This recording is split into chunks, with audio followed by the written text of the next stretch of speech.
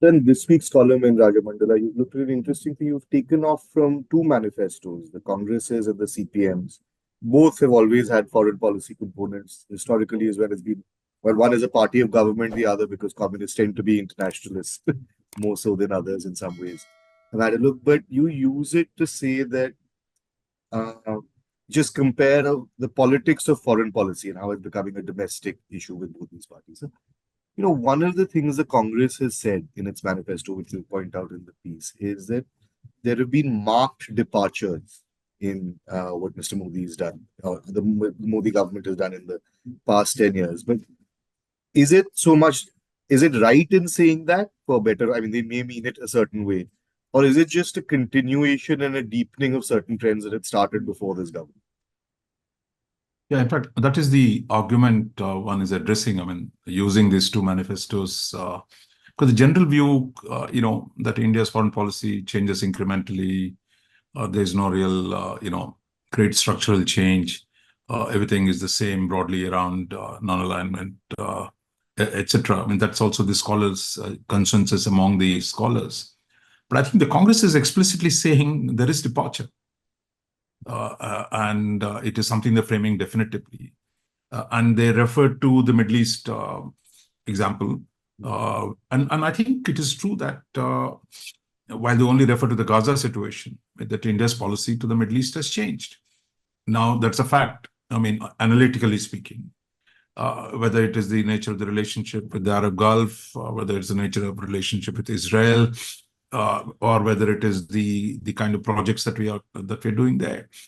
But of course, Congress doesn't go into the detail, and I think they say, look, they would have preferred remember there was a controversy some weeks ago as well on how the Congress should react to the situation in Gaza.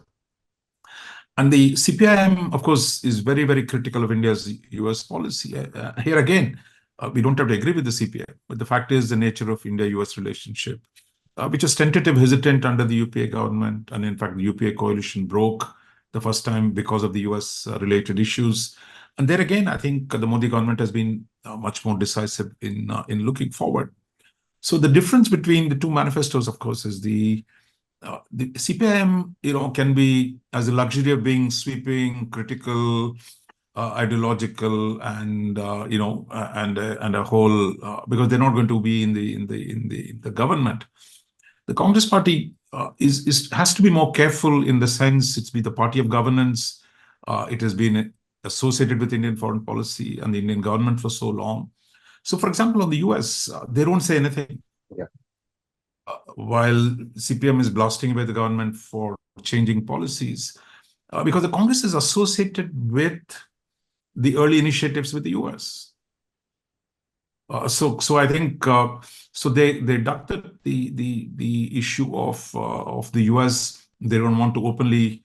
They've never criticized, actually, to be fair to Congress.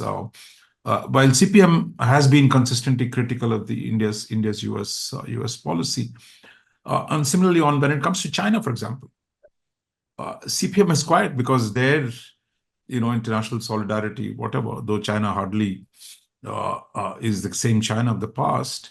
But they don't talk about the what's happened in the border for the last 4 years. Yeah. It's as if it didn't exist. Yeah. You have 60,000 troops locked up at 17,000 feet for 4 winters. And the CPM doesn't even acknowledge that fact. Well, the Congress has actually normally tends to be soft on Congress, but it's actually come out very, very strong lines saying, look, the government's position has been weak. We've ceded ground, and that we are going to restore the status quo ante. And in the interim, to get there, we're going to change our policy to China. I mean, this is tough stuff. So the Congress on China has been pretty strong. And then the Russia, of course, neither of them mentioned Russia. So what we're saying is really the way we relate with US, China, Russia. I think you can see the changes that are taking place. Strong relationship with the US. There are problems with China, and we see a Russia whose salience is declining. So, one of the things, again, one of the things that the Congress has said is in its manifesto, it talks about repairing India's international image vis-a-vis rights, and that may have some kind of audience, at least in Western liberal circles, especially in the media, which is not insignificant as a constituency abroad.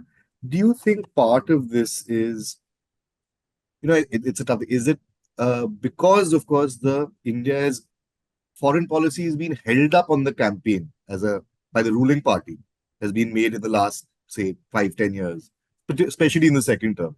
Also, although it was there in the first term, that India, Modi ji ne India ka naam itna roshan kiya, that kind of thing, that we have a new standing in the world, that it is now increasingly going to become more and more part of our political conversation, foreign policy. And how do you judge that if it is in fact going to be so? No, I think what the Congress has said that it will restore India's democratic image is really the external component of one of the main thrusts domestically, which they've been saying Indian democracy is in danger. I mean, that's been their argument. And I think Rahul has not held back from this argument during his visits abroad. He says this fairly explicitly. So what's interesting for me as someone who's watched, the Congress has historically, been as much sovereignty conscious as any other party in India is. Of course, they're the ones who started this, that you don't internationalize your domestic issues. But I think this one seems it's far more, it's in the section on foreign policy, that this question of India's democratic backsliding, which many Western liberals take up. So the Congress is really saying that it will address that issue. So it's an interesting framing and see how it plays out. But I think quite clearly this fits in with the Congress overall campaign, saying that look, within the country there is a problem and it has damaged the country's image, and we're going to set it right. So the final thing, I don't know, it's that.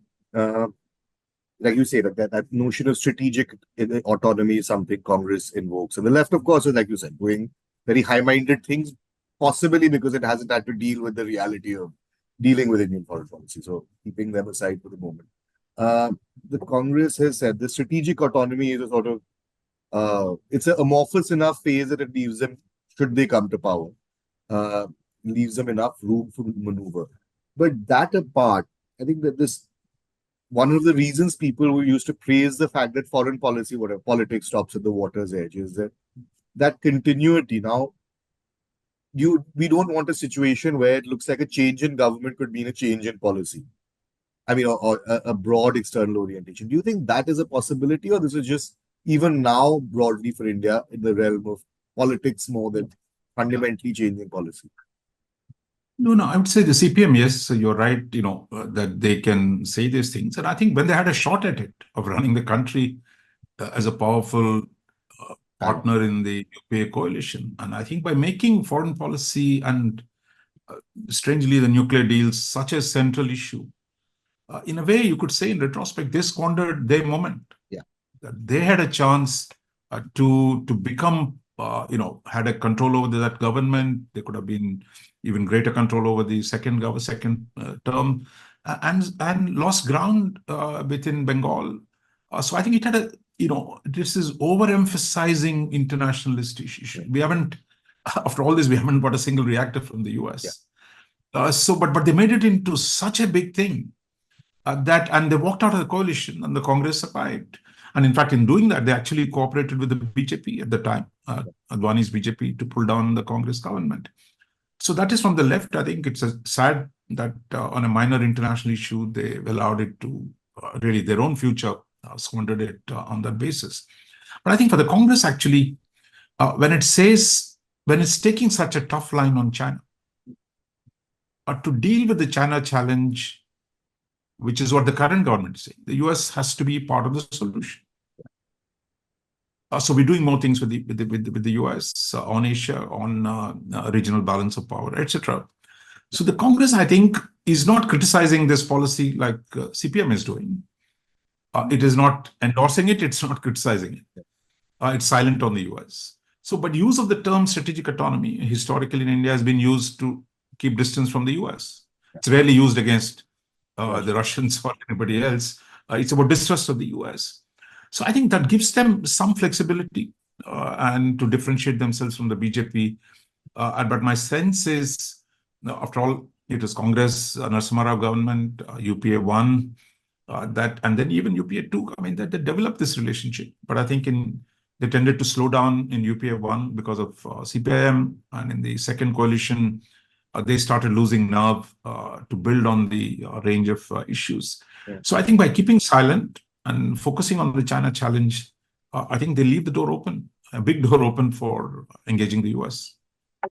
Great, sir. Thanks so much, everyone. You should read the piece. It has a lot more, but a lot different in some ways. Detail. It's on the IndianExpress.com, and wherever you're reading or watching this video, it should be in the description. We'll see you next week. Thank you so much, sir.